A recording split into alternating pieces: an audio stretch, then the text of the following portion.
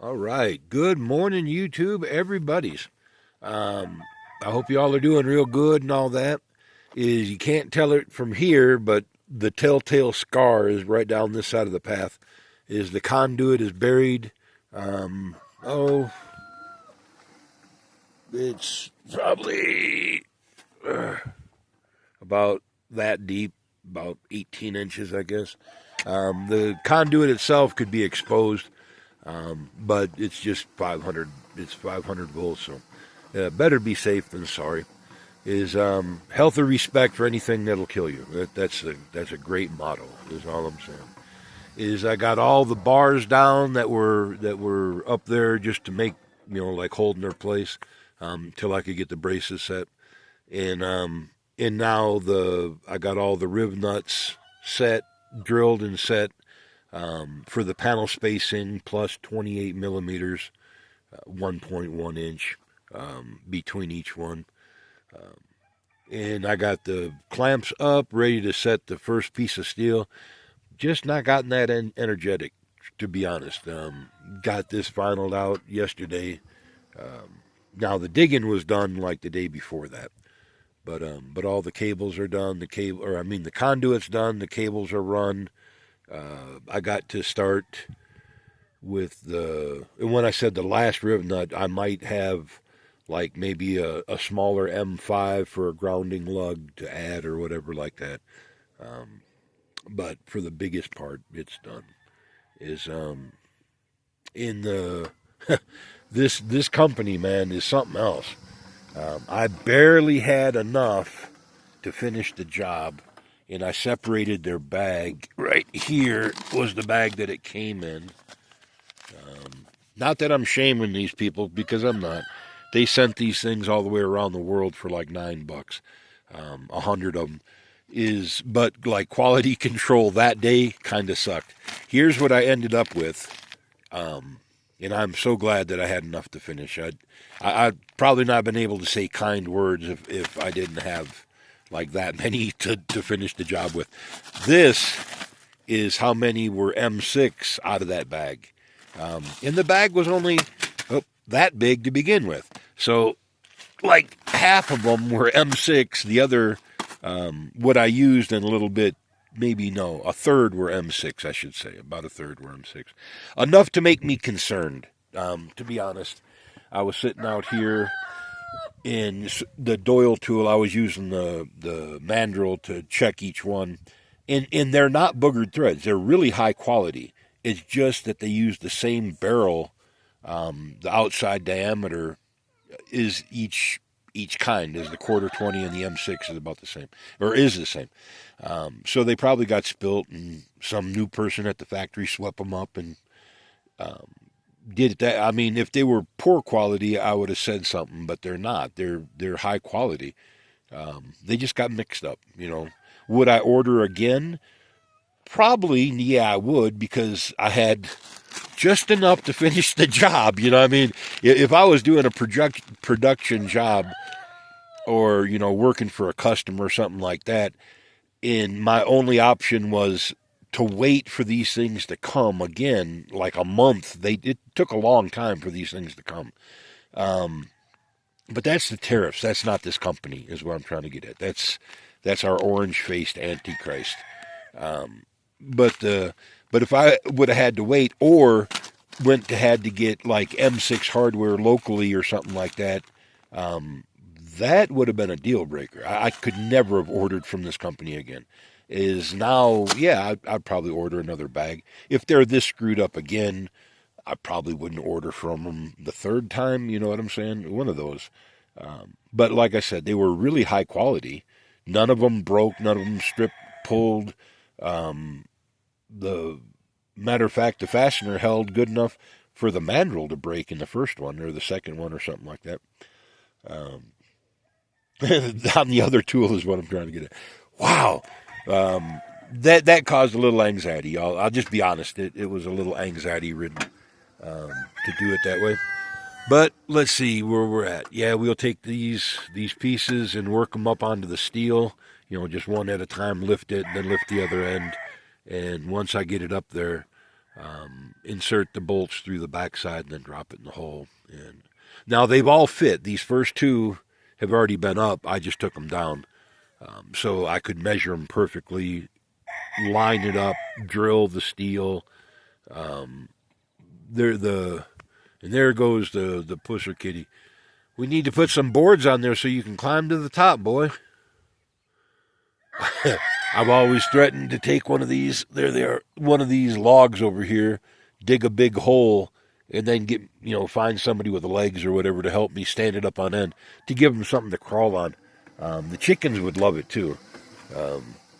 Yeah, they get up on top of the solar panels in the front. It's like 7 feet high, but it's the highest thing in my yard, other than the house. They don't try to get on the house. Thank goodness. That would be bad. I shouldn't give them any suggestions. But there's where we're at today, and the panels that I've picked out for this. Let's back up and regroup. The inverter that I want can handle 120, 240 at about 12,000 watt. That's kind of really expensive. The inverter that I'm probably going to get can handle half that, but only 240. And the reasoning, because it's like a third of the price, and it's enough power. When I have the second one, it would be the same amount, is what I'm trying to get at. And the idea is I would buy two, but it would just be for 240 for the 240 load that's in the house. Years down the line, if I ever get so old or whatever that I want AC or whatever, you know what I mean? Right now I do pretty good. But this is the highland desert of Colorado.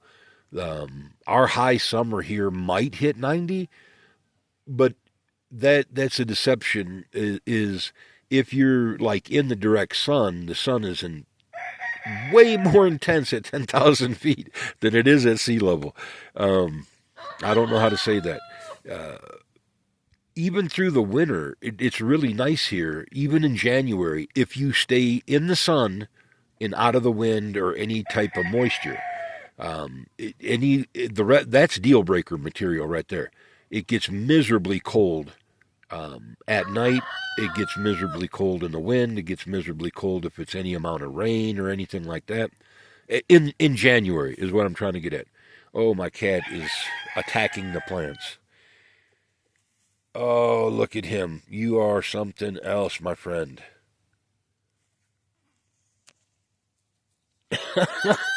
Y'all, if you've never had a cat, and I wasn't even a big cat person, after the divorce, this cat lived up on top of the hill.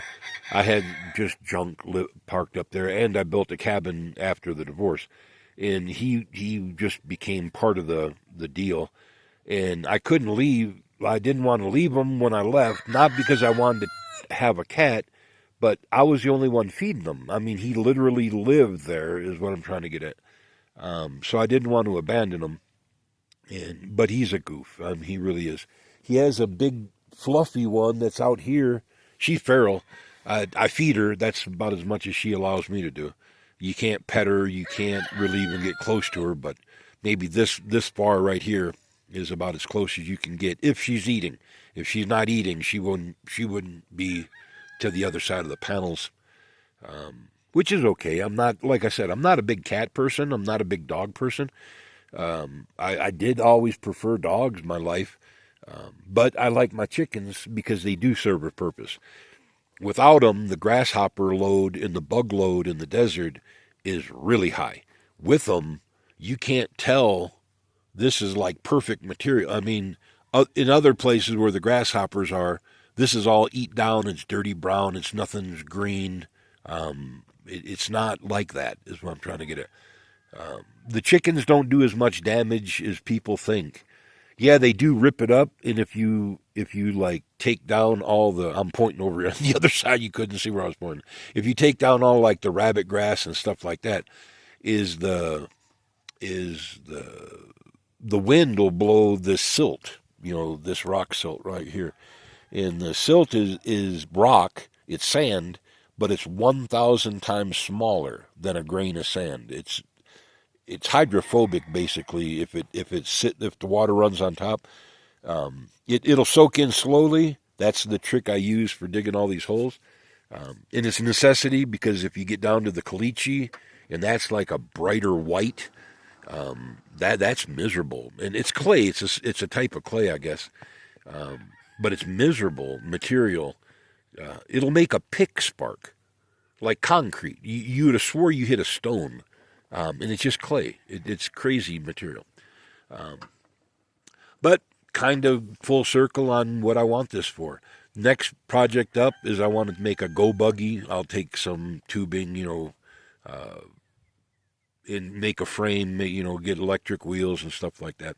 Make the frame robust enough to handle the lithium batteries that I'm going to buy. In make it just a go buggy, electric go buggy is what I'm trying to get at. But preferably something that'll take my wheelchair. I've thought in the past of getting 2 mountain bikes and making a cradle, stand them up side by side and make a cradle between it that the wheelchair can get into. That may be an option. I mean, they're cheap enough. That'd be like a lot of parts to start with, and then you wouldn't have to modify it very much or much to build. But I'd like something that would go longer is what I'm trying to get at.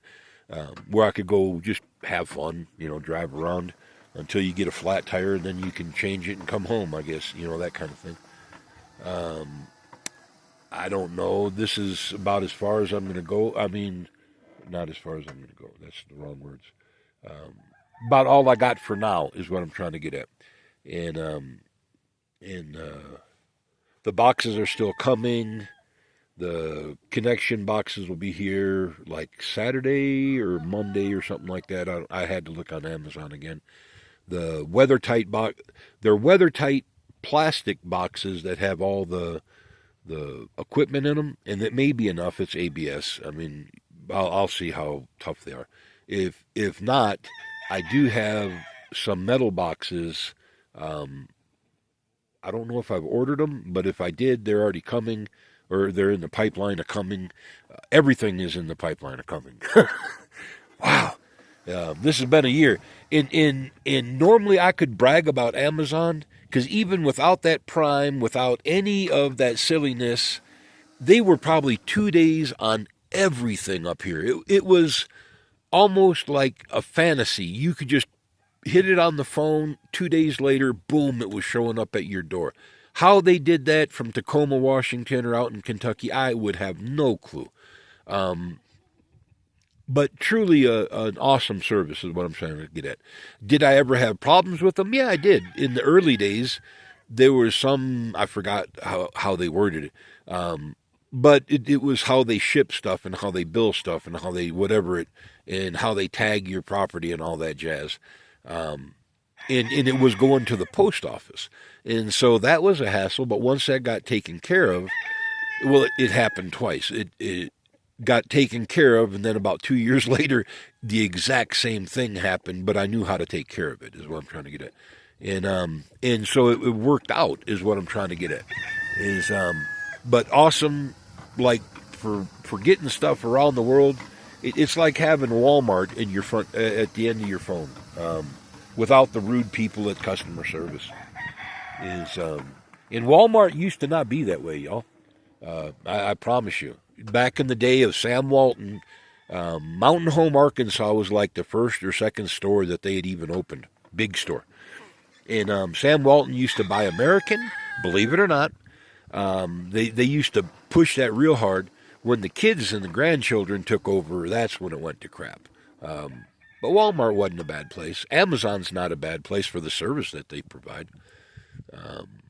But that's what you got when you're off grid in the middle of nowhere. In like people like up in Alaska or out in Hawaii, they got like whole different levels of whatever you want to call that, like hurdles to jump is what I'm trying to get at to get anything built. I have undoubted respect for these people, like unimaginable respect. couple people that I do watch on the deal. Do I know their names or anything? No, I just know them from the videos that they make. But I love them. I mean, I only wish I wasn't paralyzed, because that's where I would have ended up, is somewhere up in Alaska. I had that goal once, had it all, and almost. I mean, almost there. Just didn't work out. That's all. Just didn't work out. Maybe in my next life it will. It'll be good. But this is not a bad place. Somewhere, I can't even point that far. Way past anything that you see in this brown band, like over by that darker band is what I'm trying to get at, is where power is, that direction. The same thing goes for over here. You can't hardly see it. There's a little hill in the shadow right here, just a tiny little bump. That's power over there. But because that's where the water, I can see the water tank. I know you can't, not in this view, is what I'm saying. It's right above the center post from the septic, is where the water tank. That's town over that direction. But we're just out in the middle of nowhere, y'all. It's a beautiful place to be if you don't like people so much. And I'm not antisocial. I'm just not real. I had my fill with people. 33 years I worked as a bouncer. 33 years I put up with drunks and stuff like that. It was an okay place. It served its purpose. One, I don't mind I don't need to beat up a drunk. I don't need to be manly or alpha to beat up a drunk. But I do enjoy the physical combat of it, or I did, when I had legs. I helped my daughter start a martial arts school. Weird stuff in my past is what I'm trying to get at. And a shout out to all those people, if you're still watching, or even the few people that did. I love you and I miss you. I wish everybody well. But that was all a part of my past. Did everybody know, like at the martial arts, that I bounced and vice versa? No, not so much. Tried to compartmentalize it. There's a lot of shaming that goes on in Arkansas. That's a nice way to say it. So we'll leave it at that. And I couldn't deal with that, is what I'm trying to get at. Okay, guys, I'm going to leave it there. Long ramble, I know, but why you guys follow me anyways, I don't know. I talked to a few of you. I wish I talked to every one of you. But is what it is. This is where we're at. The solar panels could be here tomorrow if somebody would donate about $7,500. And that's not even for all of it, y'all. It's like to fill up one rack with 12 panels, the 2 batteries that I need for the inside, because all this has to be workable before you get the panels hooked up. You can't just let them sit and do nothing. It'll hurt the panels. The open voltage is too high. So you need them, once you get them up and into the sun, you need them hooked up. So all that had to be done, like the cables back into the house, the breakers, the boxes. I'm waiting on these boxes still. Before I can put up the panels. But other than that, it's just waiting for money. And I can only put about $1,000 a month into this little project. So by next April-ish, March, I should have it all, this part paid for, half. And then I'll get the other panels and the other inverter. I won't need any more batteries. I could use them, but I won't probably buy them, is what I'm trying to get at. Or not the same kind. I got those 2 monster 12 volt 560 amp hour batteries from Lee Time. Great battery, nothing bad with it, but it doesn't have Bluetooth connectivity BMS. And I found that, and that's like, wow, okay, that's the thing. It's like having a smart shunt per battery. And if you don't know what that is, you need it. You might not know what it is, I should say, but you need it. There are a lot of stuff when it comes to solar that you don't need Well, pretty much you need everything. Um, there's just some stuff like you don't need 20,000 watts of power. You need 20. You need like 60 kilowatt of battery storage for real. I mean, are people going to hear that and go, "Oh, you got to be kidding me?" And because of 48 volt 100 amp battery is only like five. But yeah, you need about 60. That's 2 days for electric house to run. If you can, like in a bad storm in the winter, is I'll stop heating the floor. I'll do whatever to conserve energy. I can right now on my little system, I can run about 4 days without solar input. Um, and like here, it'll snow, and then you can't get it off for a few days. That's what these are for. Is the angles aggressive enough that the sun will keep them basically clean, and they're not flat enough that gravity doesn't pull the snow or the thing off. And they're bifacial where I can run power back through them. All this is a win.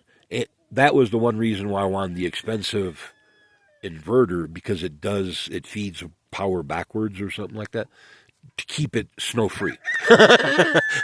And not that you want to do that all the time, but when it's like the option of coming out when it's -20 to sweep snow or just run power backwards, it's easier to run the power backwards. But it's probably not the one I'll buy this year or even next year. Is I'll go with the more robust, redundant, just 220 jobs. That'll be for a further day down the line kind of thing. In life, I told my friend up in Denver, life isn't always what you want it to be. Um, do what you need, not necessarily what you want. You'll go farther, much farther, um, if you just aim for what you have to have, what you absolutely need, not necessarily what you want. Do I live that? No, not, I'm building this. I mean, think about that. I don't live the life that I'm talking about. I'm not. I ain't that. Because do I absolutely have to have all this? No, this is just fun. This has probably been one of the best years that I've been for out here. I'm finally debt free after a while. The divorce was horrid. Trying to climb out of the hole of that. But now I'm finally debt free. I don't owe anything. I don't owe anybody. I don't have power bills, nothing like that. So, and it's coming full circle. So, like I said, it's probably been one of the best years I've had since I've been out here. And I'm liking it. And it's fun to keep doing this kind of stuff. So that's why I'm doing it. But if you want an easier life, don't go into debt for any reason. There's nothing that you need on money that you don't have. If you're like a Fortune 500 company where you can leverage debt, okay, great. If you're mom and pop, husband and wife with kids, you can't afford to leverage debt. That's just silly talking. Stay out of debt. The more that you can be independent, great. Even like my silly chickens over there. Are they really all that useful? No. This bunch here, they're the pretty ones. If you ever notice, if you ever see the rest, these are the pretty ones. They're like, I hate to say it, but maybe like gay, because they don't fight like the other chicken, like the other roosters. I got a couple that look like they went through the garbage disposal. They look horrible. But they feed each other. When that clucking that they're doing is they're finding food, and then the next rooster comes over. The other ones, they would lose their mind. Like totally different, I don't know, same chickens. It was the same rooster that had all these chickens, is what I'm trying to get at. He's gone now, but they're all from the same, different mothers, but same genetic father. One, first rooster. And he was just tough enough to survive. Normally out here, they don't last that long. It's pretty harsh on chickens. And to have them free range like that, that's really rare, is what I'm trying to get at. And alive. Free range and alive. That's like really rare. But yeah, but hear that cluck that they're doing. He's feeding. He's looking to feed somebody, and the other rooster comes. So it's odd, is what I'm trying to get at. Odd, odd bunch out here. But it's all good. You know, you just take it like you can. One of these days, I want to get a few more hens to even out the numbers or whatever like that. Got hens, but they're in the front yard with the other ones. They, the uglier looking roosters, like take possession or whatever. Unique. I don't know how to say it. Archaic, barbaric, whatever words you want to use for that. Unique. Okay.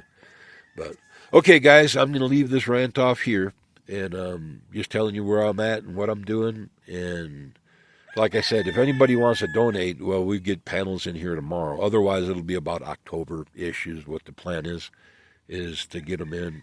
And but okay, we are going to leave it at that, and talk to you next time. All right.